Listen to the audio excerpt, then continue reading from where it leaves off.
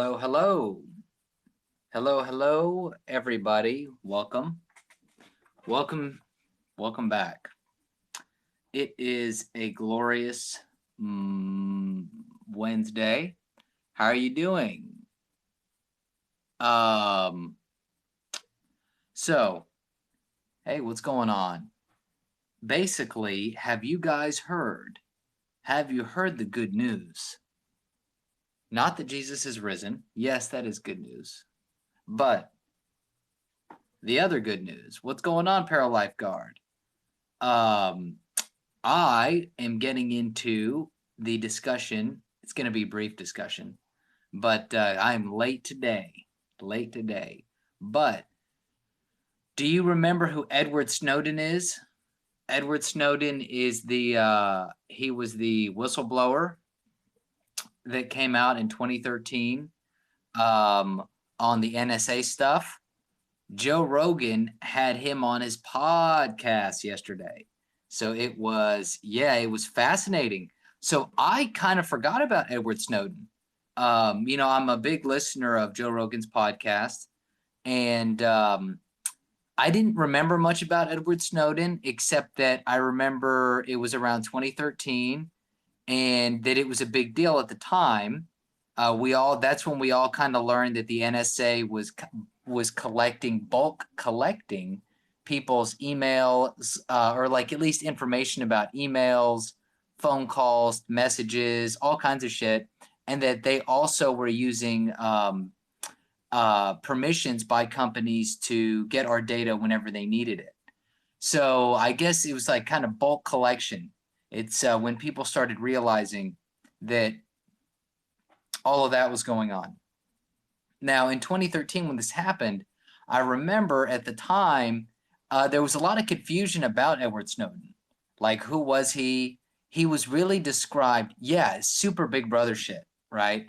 Um, all this stuff is super Big Brother stuff. And but I remember hearing about Edward Snowden. I was like, what? Everyone described him as just a NSA contractor. They didn't want to have any real close ties to him. Um, we never really heard about his background. So we didn't know if he, like how much knowledge he had, if he was just a crazy dude that got onto the servers and stole information. And I remember when I first heard about it, I was like, what is the deal with this guy? If he is just this crazy dude that stole the information, then how secure are our agencies that he was able to get it? Right. But this was really eye-opening, this interview with him and Rogan, because you learn essentially that he had assuming he's telling the truth, one thing about this interview, which was interesting, is that I think he establishes his credibility really well. I think Snowden really established his credibility here. So he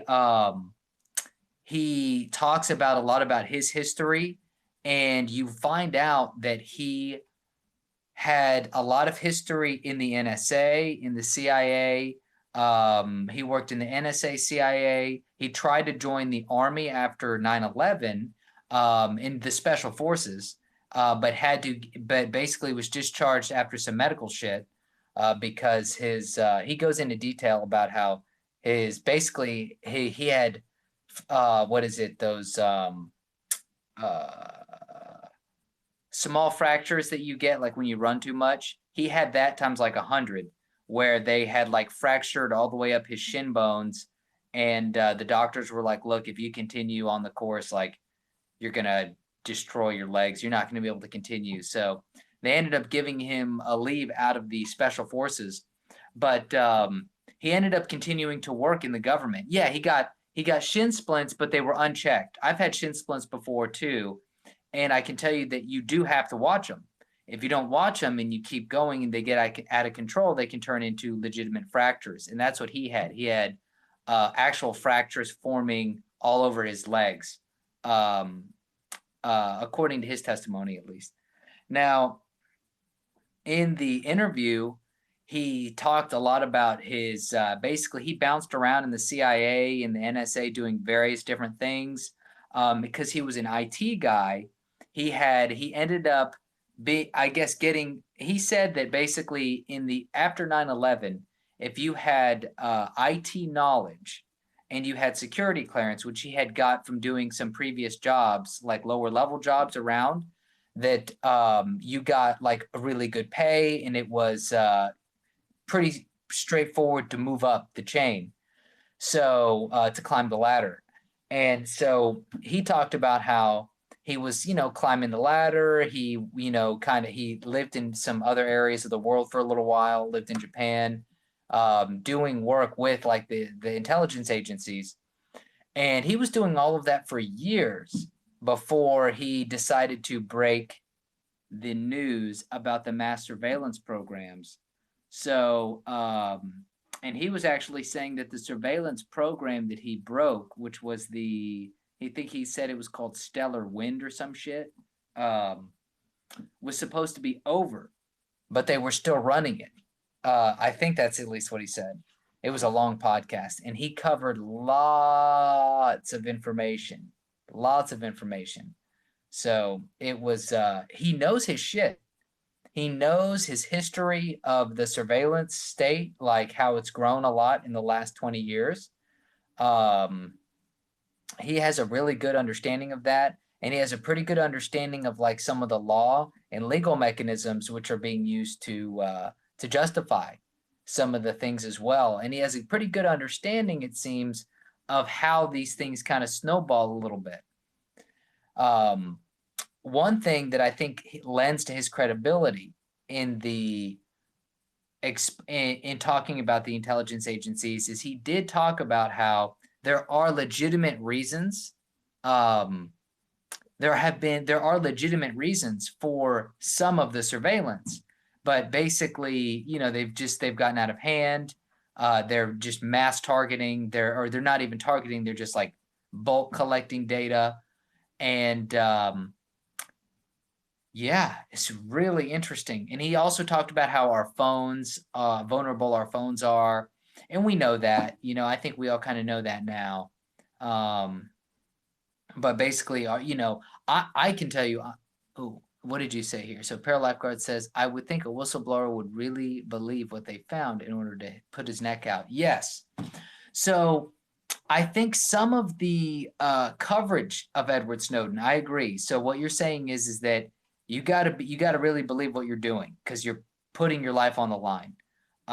Yeah, I agree. I guess some people thought he was like a Russian spy or like a traitor, or maybe just insane, right? So, because he's living in Russia now. But and I remember this happening at the time, and I could be wrong about this, but I believe he was in Hong Kong, and he was traveling from Hong Kong to Russia, and he said he was trying to go to South America. And while he was in Russia, and I do remember this part, the U.S. revoked his passport, so he couldn't go anywhere. So he was stuck in Russia. And so that's, why a lot of people are like, well, what the fuck is he doing in Russia? He must be a traitor. And it's like, no, he got stuck in Russia because he couldn't leave because the U.S. revoked his passport. And, you can't really travel anywhere without a passport. What's going on? What is it? Patty Elizabeth? Welcome. Bonjour. Bonjour. Are you from France? We're talking about Edward Snowden and how he people oui, I guess that's yes. I don't really know any French, but hopefully I'm picking that up. Yeah, so he got trapped. Edward Snowden got trapped in Russia, and he hasn't been able to leave. He said he got a green card, and he said that he wouldn't be surprised if Russia ended up kicking him out of Russia at some point, because sometimes he also criticizes the Russian government and things of that nature. So it was a really good interview, and you get to learn a lot about Snowden and what he's doing and what got him where he's at. One other thing he talked about is the deep state. The deep state. So in the US, there's a lot of news about our president and the deep state. And so there we can clear up some confusion about what the deep state is. So in the news, we hear there's a lot of things like Donald Trump talks about getting rid of the deep state or the deep state's against him. Things like this. Thank you for the love, guys. And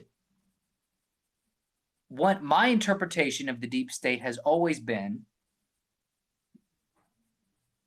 oh, that's okay. Hey, it's okay if you don't understand the English. That's all right. If you do what you can. Hopefully this is good practice for you for listening.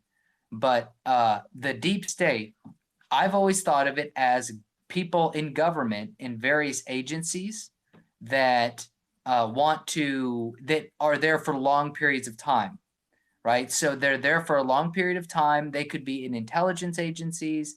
They could be in like the Food and Drug Administration. They could be in consumer agencies. They could be in any government agency.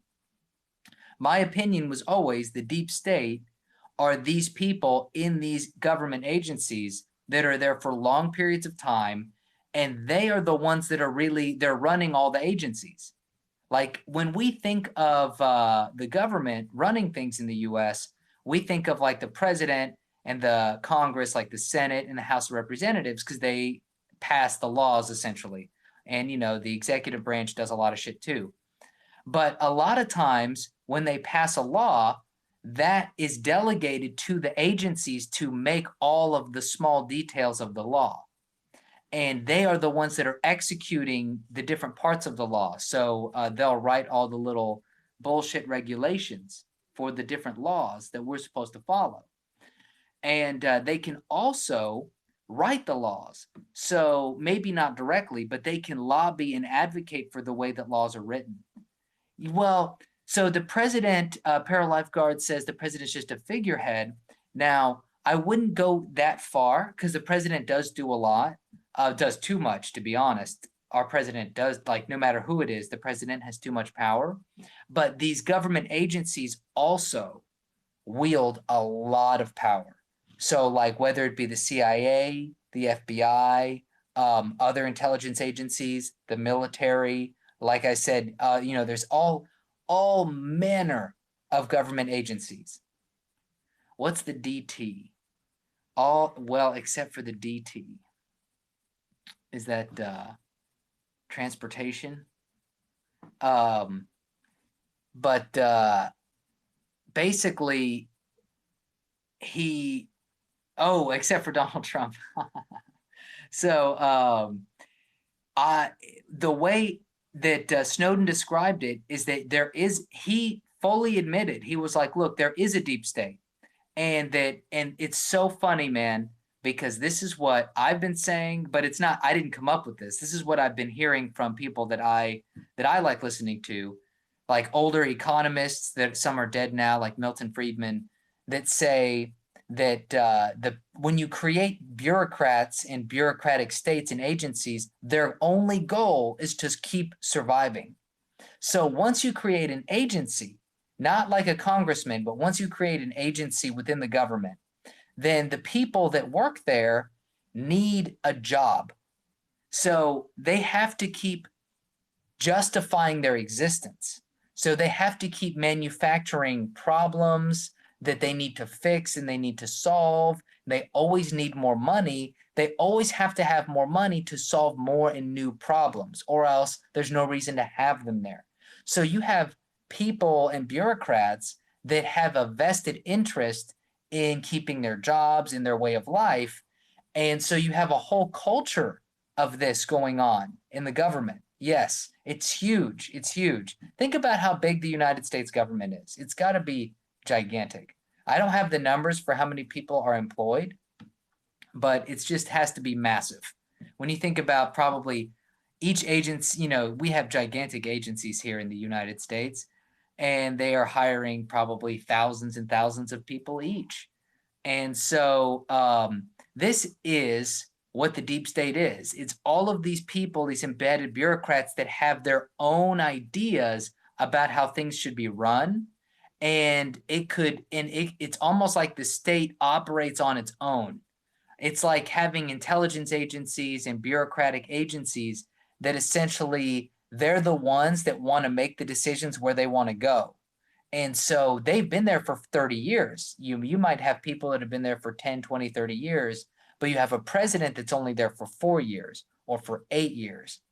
And so in that 8 years, that 4 years, that president is going to be doing all kinds of other stuff. Yeah, so Para Lifeguard says it's frightening, and I agree. I totally agree. This is what we should all be, in my opinion, in the United States, in probably most any country with a big government. This is really the problem, is that bureaucrats, they have too much power at the centralized level. They're not accountable, right? Like you and me don't know like what can we do to some random dude who's a mid-level manager working at the Central Intelligence Agency who's just being an asshole and causing problems? We can't do anything about that. But if it was like a city guy, local city official, like everyone would know who that guy is who's causing problems, right? And that would be easy to get rid of. So when you have a big centralized state like that, it's easy for people to do all kinds of nefarious things and get away with it for a long time. So, yeah. So even if you don't like Trump, which, there's many reasons not to like him, the deep state is legit. The deep state is legit. And it's not a very conspiratorial thing. Like, it's just how things evolve. And one of my favorite writers, Nassim Taleb, I've got his book right here, one of them called Anti-Fragile. I know you don't like him. I know there's a lot of people that don't like him, but it's okay. You know what I'm saying? Like, we don't have to all like the fucking dude. And hey, we're bringing back discourse again. So one of my favorite writers, Nassim Taleb, talks about how in order to help solve the problem of these bureaucratic and agencies' growth, that because in the market economy, when companies do badly, when they have a bad system, they go under, they lose money, and they die. But government bureaucrats and agencies, they don't go away. They live forever until the state dies. And even then, they don't go away sometimes. So what he advocated was randomly, every few years, abolishing an entire agency in order to, I guess, randomly get rid of bad people, bad ideas, and bad processes and systems. And in order to help clean up a little bit. So like every so often, just boom, that agency's gone. And all those fuckers have to go out and find themselves a job. And I think it's a great idea. I think we need to implement this if we could. But I don't know. So yeah, what do you think, Para Lifeguard? The deep state, man, they got us all. I mean, I'm broadcasting to them right now, So then don't the deep state organizations short the money for real need? So what do you mean here? Don't the deep state organizations sort of need the money? Short the money for real need? I'm not sure exactly what you meant by that. If you're saying that the organizations need the money, I would say I'm sure that there are some functions that need the money for sure. The problem is that government agencies don't have to work off of profit. So because they don't have to work off profit, they can they use funds for themselves rather than organizations. Okay, that's a good point. Yeah. So here's the thing. Right. With private companies, if people are embezzling the funds, right, the company goes under, or it won't last long. But in the government, if somebody is, using the funds for themselves, then they can just, if they're losing money, it's the government. The government doesn't make money. They don't make money. So they just say, hey, we need a bigger budget. We need more money because we're doing all of these things and we don't have enough money. And so you're right. It's much easier for corruption. Government there's a lot more room for corruption in government than in the private sector, because in the private sector, you have to make money. And with too much corruption, without government help, private companies that are corrupt aren't going to last.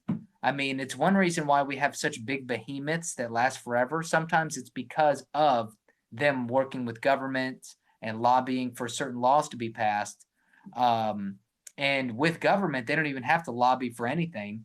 They got to lobby for a bigger budget, but they don't ever have to show profit. So whoever's, the head of the organization or agency can be making a shit ton of money because they need it for their job, but they never have to show the efficacy. Now, I'm making general statements here. I'm sure there are some things that people really have to show how effective they are, but in general, it's a lot easier to do it. So Paralifeguard says, we had a government employee spend government money decorating his office like Downton Abbey. Downton Abbey. Yes, I've heard of that show. I've never seen it. But yeah, I mean, when I was at my university, I worked in, because it's all government. That's all state, local government funds and stuff like that. And yeah, people, they take their time doing shit, whether it be lunches or hanging out, or it's just there's not a real big push to get certain things done when you're working in a government agency versus when I worked in the corporate world or just in all the small business stuff I'm doing. It's, you got to go all the time. Such a different type of culture. So, well, Paralifeguard, and all of those who have listened and will listen in the future, it is time for me to hit the hay. So thank you for tuning in. I appreciate the feedback. Hopefully you got a little something out of this. And if you have time, you should listen to that Joe Rogan Experience. It's good.